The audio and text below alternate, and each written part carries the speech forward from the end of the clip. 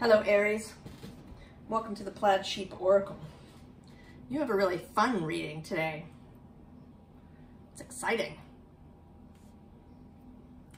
So we begin with this Fly Agaric card. And this is about not just the properties of Amanita muscaria, the fact that it's used in shamanic practice for the shaman to travel to the spirit realm. But there's also just the fairy tale aspect of this. The red mushrooms and the fairies and the fox and the rabbit in the woods. There's a whole fairy tale childhood thing going on. And then the mirror. Now it says other lives, past lives, dimensional lives, but the first thing that I thought of when it came out today was Alice Through the Looking Glass. And also the Narnia books. Not the plot of the Narnia books, just the fact of it. That there's this magical land you access through a wardrobe. All of this, these ideas, these stories from childhood that in most of our lives we set aside. You know, you start school and then you get plugged in to the system. You need to do all the right things and hit all the right marks so you can, get into the good high school, so you can get into the good college, so that your, life will be all set. And this magic is lost. So the third thing that wanted to come out as a kind of a starting point or overall energy is a poem from A.A. Milne's Now We Are Six.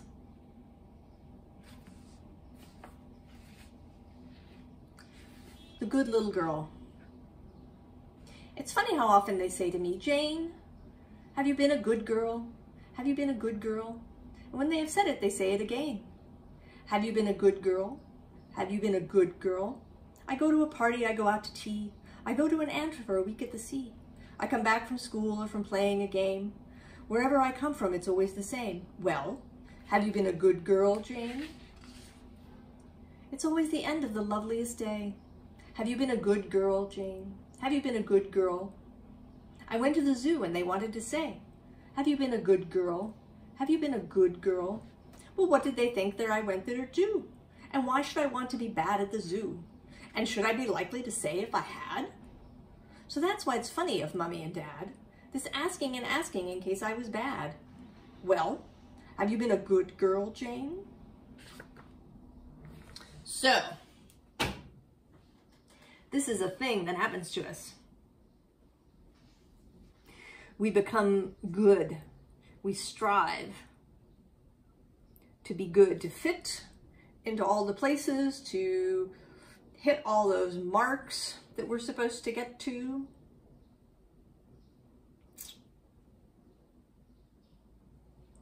And for most of us here in the modern world, these are all really physical sort of ideas. The here and now is what matters. Your grades or your job or your house, your car. Do you fit in? Are you part of the right groups? Do you say the right things? Have you been a good girl or boy? Are you a good person?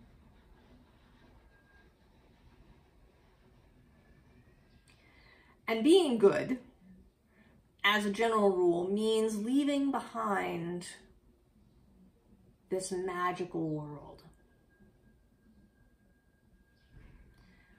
that we're told doesn't exist. It's not there. We're making it up.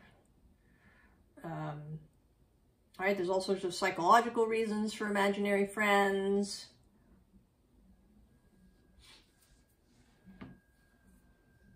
But you're being called back, Aries. You're being called back to the magic. And all of these cards on the table today are infused with this. And there's a bunch of underlying things going on too beneath the cards. So first, there's this Wheel of Fortune. And actually right under it is the Ace of Pentacles. And they both have this quality today, particularly of a game wheel, a wheel that you spin. Something, you know, that might create a magical outcome. Another magical thing that sort of comes to mind is the movie Bedknobs and Broomsticks. And this may be a spoiler, I apologize. But Angela Lansbury's character, she sends away for magic lessons. And she's actually successful, even though the person who created the magic lessons did it as a scam. But her belief is absolutely sincere, as is the belief of several children that come into her life. And they travel to this land that's, you know, theoretically just inside a storybook. And they do it on a bed where there's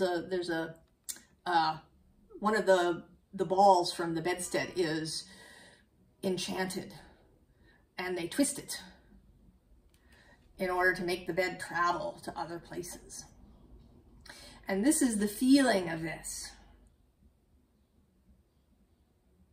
Something magical, just right, like a magical object that you turn and it, you know, takes you to another place, or it opens other spaces. And under these two cards, just because it has to appear, is the corpse. So leaving behind all of that, right? All of what it means to be a grown-up. You can totally be an adult, but not a grown-up. Right? Can you feel the energetic difference kind of there? Right? Grown-ups are boring. Grown-ups follow all the rules and do what they're told. Whereas one can be an adult and still be magical, I think.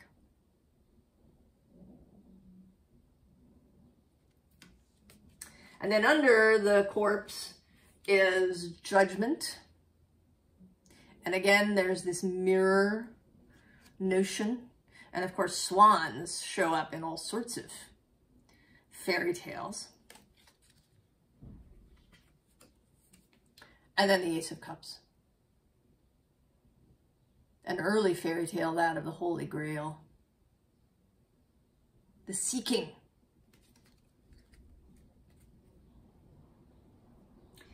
And so here you are,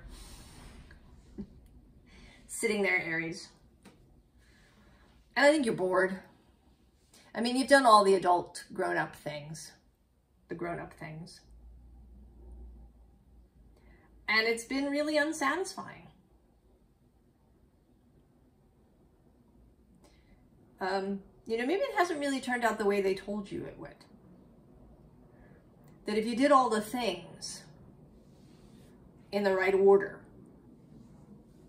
and in the right way, that you would be happy. And it hasn't really turned out that way, right? Here you are and you've got your throne and stuff, but it's kind of, fortunately for you, you can give up this grown-up sword and get a new one, get a magic one. You know, maybe it's the sword that's pulled from the stone. Or maybe it's Excalibur, who is the gift of the Lady of the Lake. Or maybe it's some other magic sword. They're another item that appears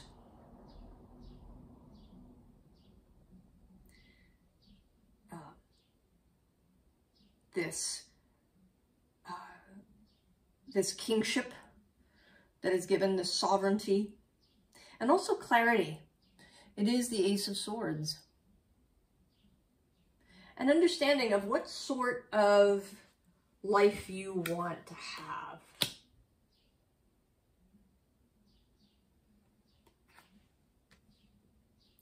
And then we have this Five of Wands competition. And here, this is the challenge, to choose a wand.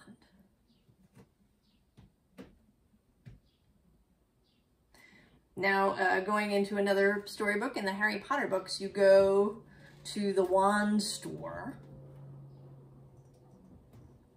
It's on your list of school supplies, is your wand. And you go, and the person in the wand shop matches you up to the appropriate wand. And so it isn't really that any are wrong. You just want to choose the one that is for you. And so you do. You choose the one that matches your heart song, your heart calling.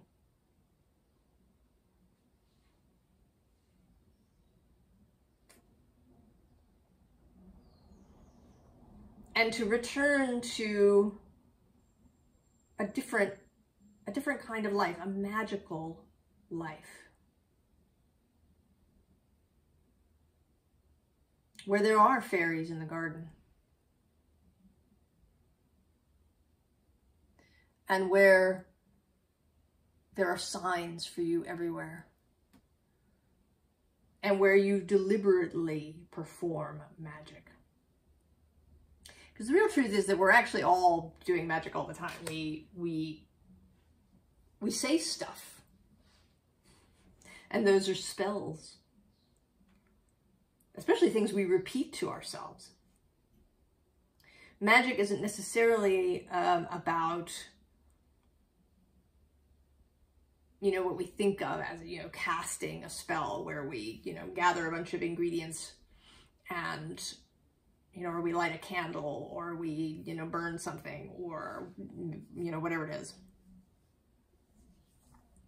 That is deliberate. But repeating something all the time, that's repeating a spell. How we think, what sort of attitude we carry with us, that's a kind of spell too. So the real question is, do you want to be kind of doing magic haphazardly, unknowingly? Or do you want to do it deliberately? So now we have Nanny McPhee showing up here as the Hierophant. All right, she had her, right? Her walking stick was her wand. And then below her is the man in the moon.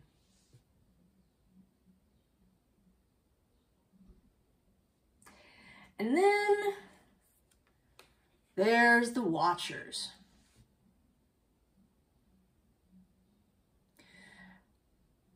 Have you been thinking about them too much? You know, there you are in your red dress, amongst all of these people that are not dressed so fabulously. Have you been trying to fit in? Have the Watchers been cramping your style? And below that, because of course she had to show up, is Once Upon a Time.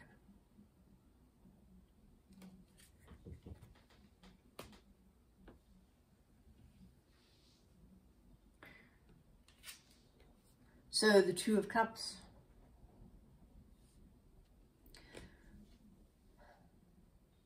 And I think here that maybe you are this figure. That you have been under an enchantment.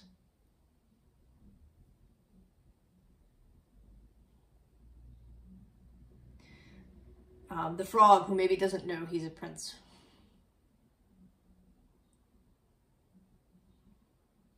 The tree who used to be a person and doesn't realize and doesn't remember. But you're beginning to come out of it.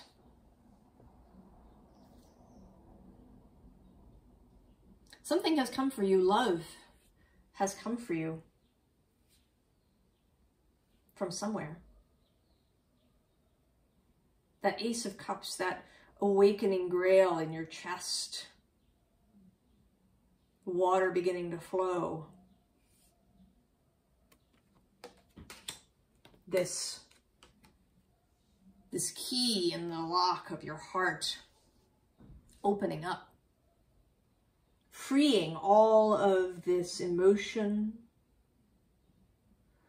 All of these hidden thoughts, hidden wishes of how you want to see the world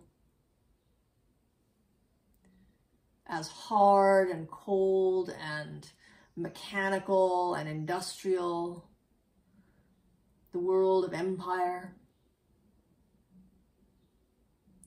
or as magical and vital and alive and multidimensional.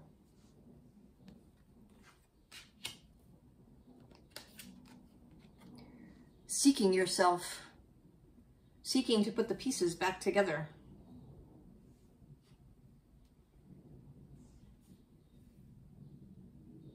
Seeking to find those parts that you put away in order to fit in and hit all the marks.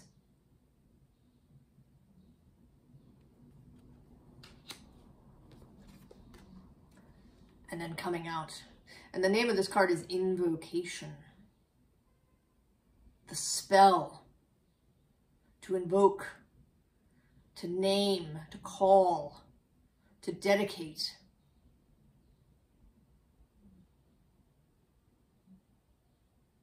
To dance.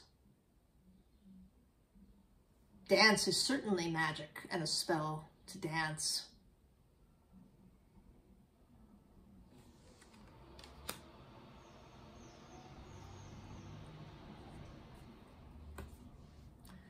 The Queen of Air. Clarity, knowing, discernment. And here, of course, with the other Harry Potter reference of the owl. And owls, of course, in general, in fairy stories. Wise, magical, gliding soundlessly through the night. Able to turn their heads 270 degrees. Seeing as well in daytime as at night. And under her is the Page of Air. And then the Ace of Air. The Hanged Man, and the High Priestess.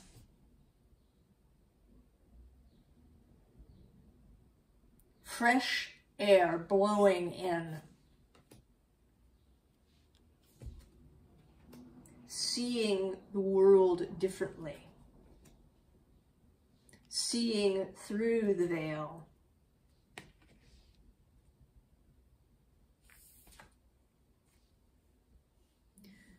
And the King of Water, Scorpio energy.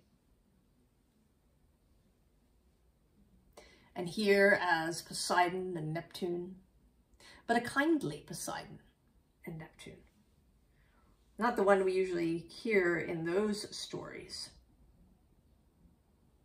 Writing your own stories about this king of emotion, this king of water.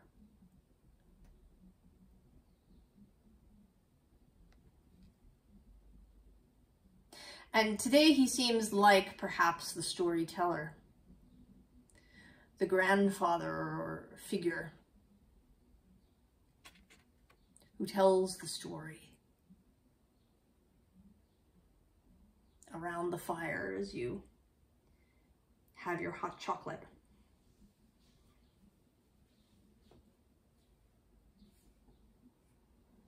Before you go to bed and dream.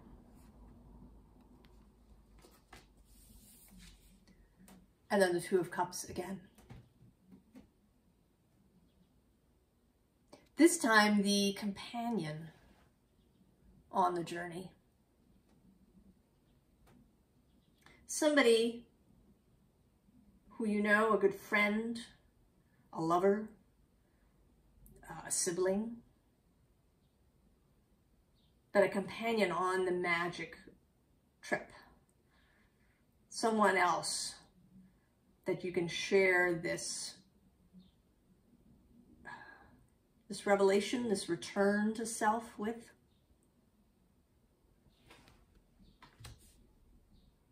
A companion on the road.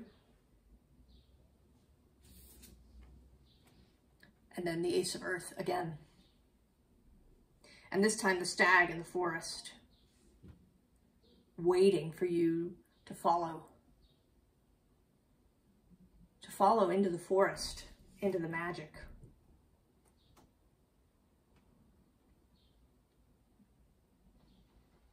In this case, to go off the road. I mean, fairy tales will tell you, right, don't stray from the path. But here you are actually being invited to stray from the path. When Bilbo and the dwarves stray from the path in The Hobbit, they get into trouble. But it's a growth for Bilbo because he gets them out of trouble. He saves them.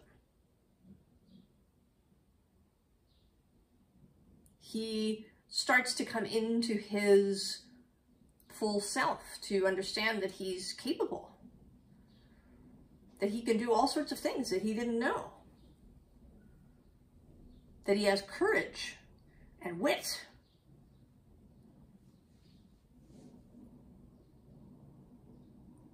So straying off the path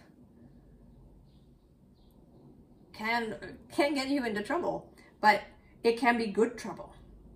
Trouble that expands you, that shows you your own wondrousness, your own awesomeness. So follow the stag into the forest.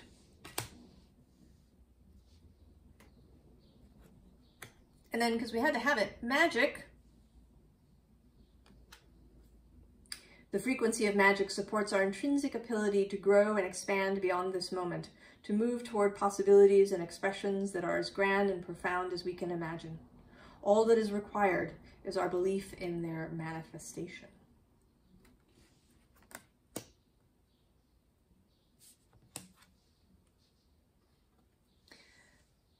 Divine Feminine.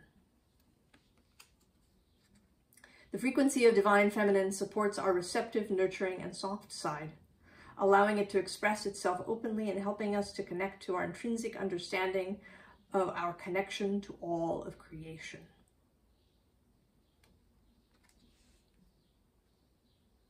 Magic, receptivity, nature, openness,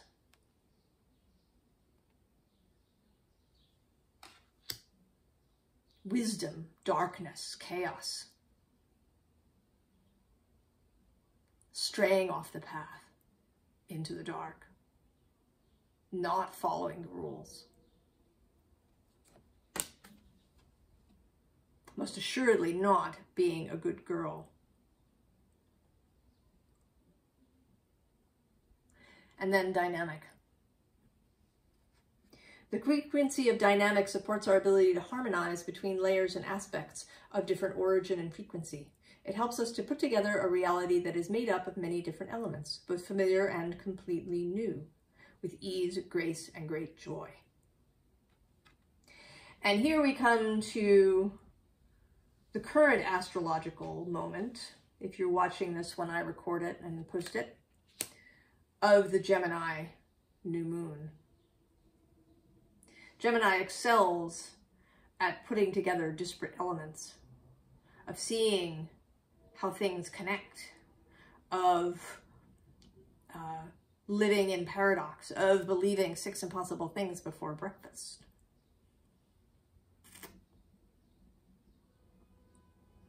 Gemini ruled by Mercury, who is usually associated with the magician in the tarot.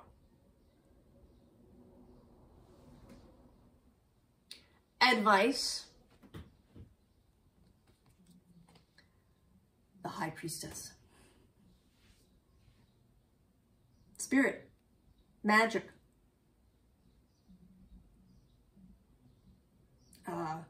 That's a story too, going to see the High Priestess. And maybe she gives you your fortune, maybe it's an oracle, or maybe she gives you your quest. She puts you under Aegis. And she may be a bit of a witch too. Kind of sorceress aspect, right? Showing up here as well.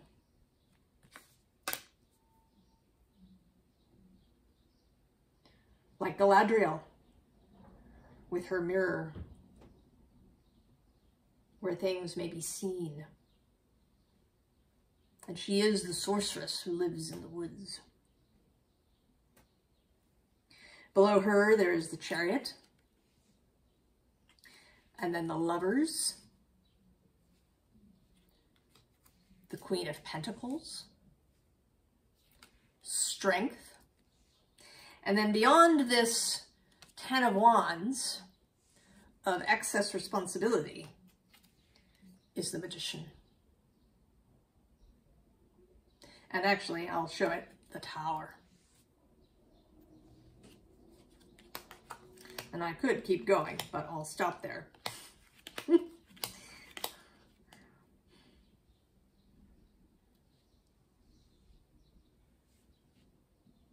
Now, actually, I'm going to pause here for a moment and talk about the bottom of each of these decks. This first deck has this 8 of Discs dedication at the bottom, because that is part of the deal. I think the path of magic and seeing the world in this way and of doing magic deliberately is wondrous and marvelous, but you have to dedicate yourself to it. To accept the Geas. And then at the bottom of the next 2 decks is the Sun twice. So great clarity. This Dreamkeeper's deck is very fairy story, right? Going and meeting the sun. Perhaps even wedding the sun.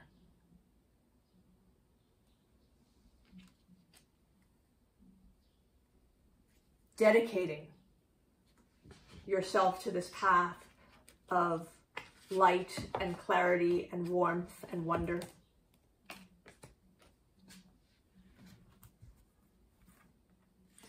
And then this bottom is consciousness, right? Knowing that everything is alive.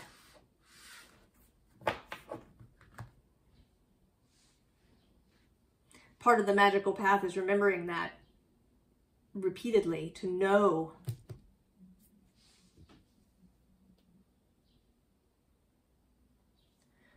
that that everything in the world is alive, that everything in the world is conscious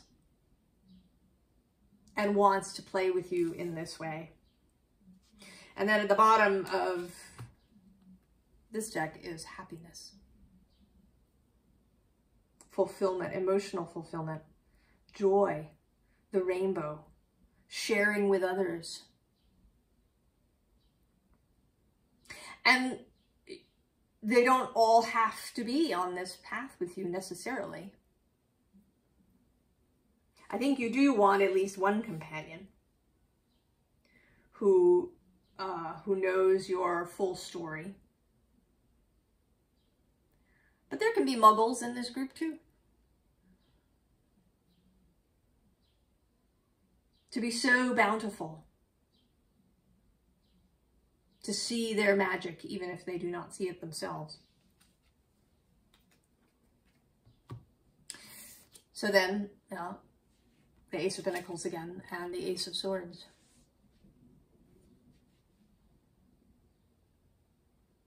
Take up your new sword, Aries.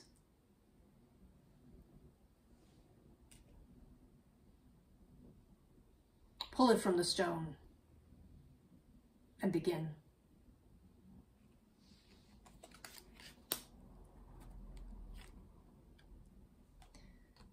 And then the Queen of Cups. Keep in touch with your own heart. Do the magic that fulfills you,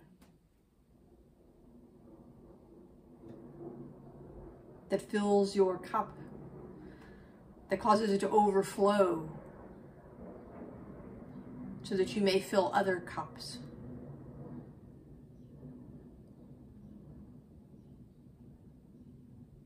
And, of course, with both the High Priestess and the Queen of Cups, keep that intuitive channel open from your wider self and the all that is.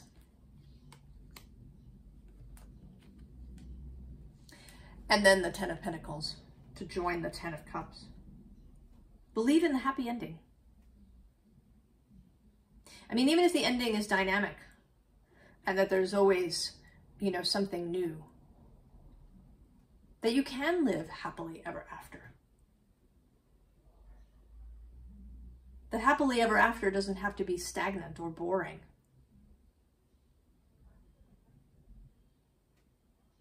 That it just means affluent and full and generous and exciting and expansive and growing.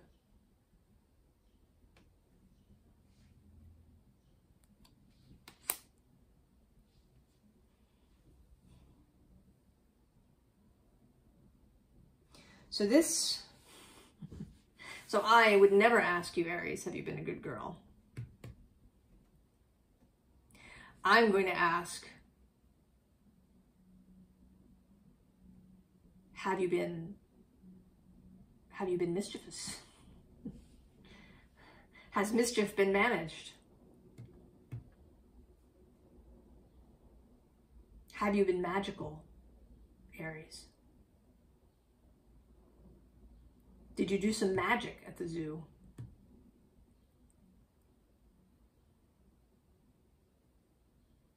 Take up your sword and your wand to create your new pentacle. Follow the stag off the path and into the woods, Aries. I think you'll be glad you did.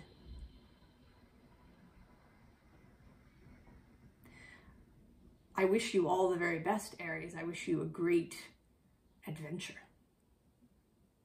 And I'll see you next time. So long.